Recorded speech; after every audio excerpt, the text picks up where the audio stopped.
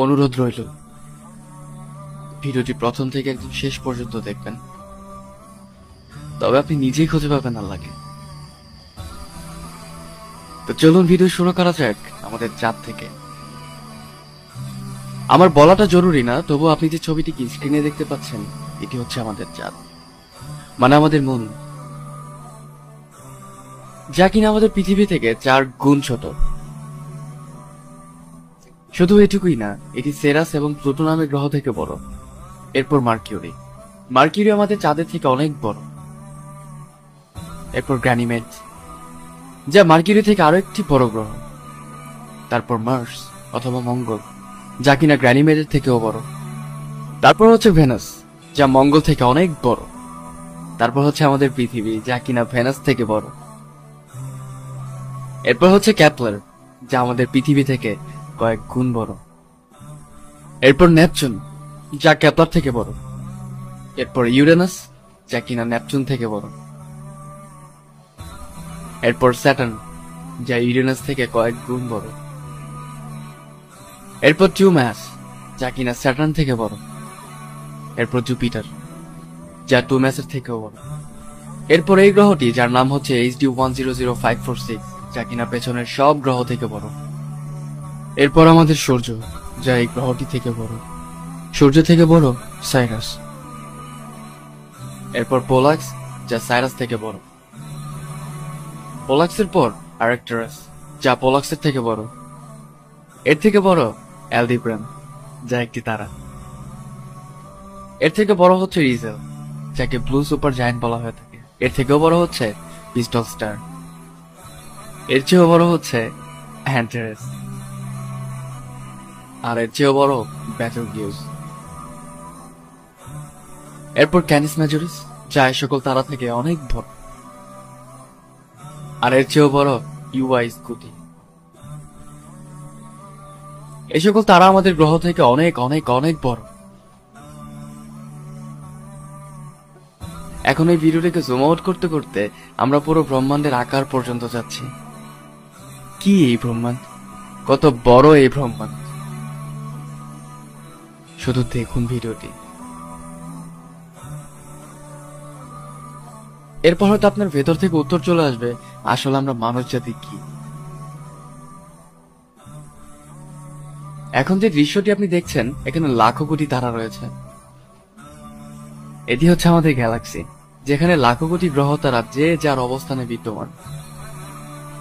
আর এই কোটি কোটি তারা গ্রহ মিলেই তৈরি আমাদের গ্যালাক্সি, যা হচ্ছে আমাদের আকাশগঙ্গা।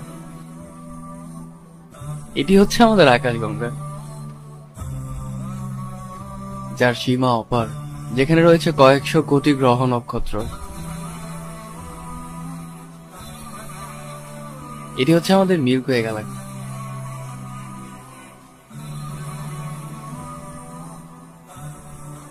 এই মিল্কি ওয়ে গ্যালাক্সির পাশেই রয়েছে আরো একটি গ্যালাক্সি, যার নাম অ্যান্ড্রোমেডা গ্যালাক্সি, যা আমাদের মিল্কি ওয়ে গ্যালাক্সি থেকে 4 গুণ বড়।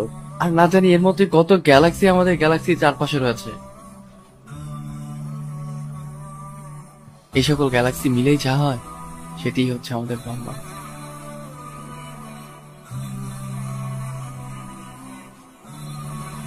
এটি হচ্ছে আমাদের ব্রহ্মাণ্ড, মহাবিশ্ব।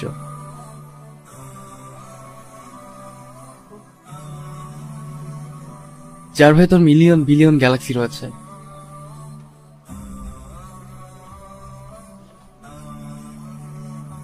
এটি হচ্ছে আমাদের ব্রহ্মাণ্ড।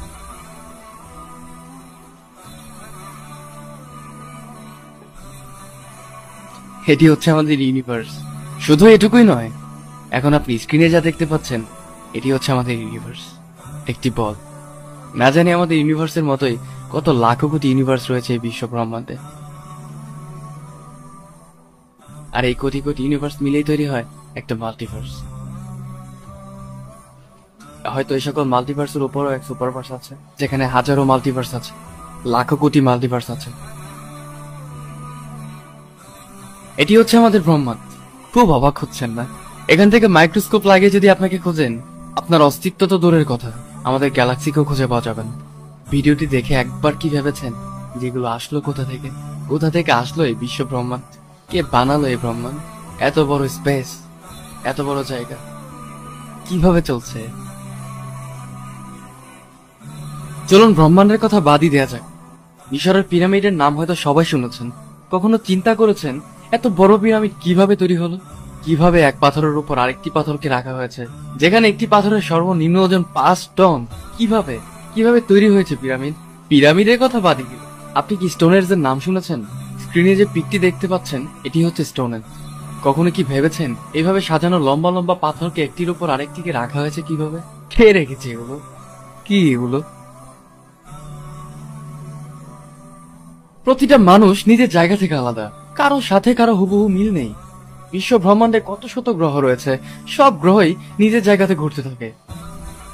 কখন এমন হয়নি একটি গ্রহ নিজের জায়গা ছেড়ে অন্য জায়গাতে চলে গিয়েছে? আমাদের মানুষদের বেঁচে থাকার জন্য খাবার খেতে হয়, আর যে খাবার আমরা এই পৃথিবী থেকে পেয়ে থাকি। আমরা নিঃশ্বাস নিয়ে থাকি, কিন্তু আজ পর্যন্ত ওই হাওয়াকে এখন পর্যন্ত কেউ দেখতে পারিনি। আপনার কি মনে হয় এই সকল জিনিস একা একা চলছে? এত বড় পৃথিবী, এত বড় ব্রহ্মাণ্ড, এত বড় মহাবিশ্ব, এত এত এত কিছু, এসব একাই চলছে? আমার কাছে তো মনে হয় না।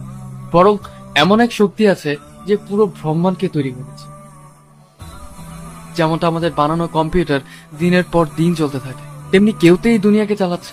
এই কেউটাকে কেউ আল্লাহ বলে থাকে, আবার কিছু কপাল পোড়া মানুষ তাকে এলিয়েন বলে থাকে। আপনার কি মনে হয় এই দুনিয়া আসলে একা একা চলছে? অবশ্যই না, বরং দুনিয়াকে যে চালাচ্ছে তার সম্বন্ধে আসলে আমাদের কোনো ধারণাই নেই। সকল প্রশ্নের আনসার আপনি 1400 বছর আগের কোরআনে পেয়ে যাবেন। মন দিয়ে কোরআন পড়ুন, আল্লাহকে পেয়ে যাবেন। ভিডিওটি ভালো লাগলে অবশ্যই আপনার বন্ধুদের সাথে শেয়ার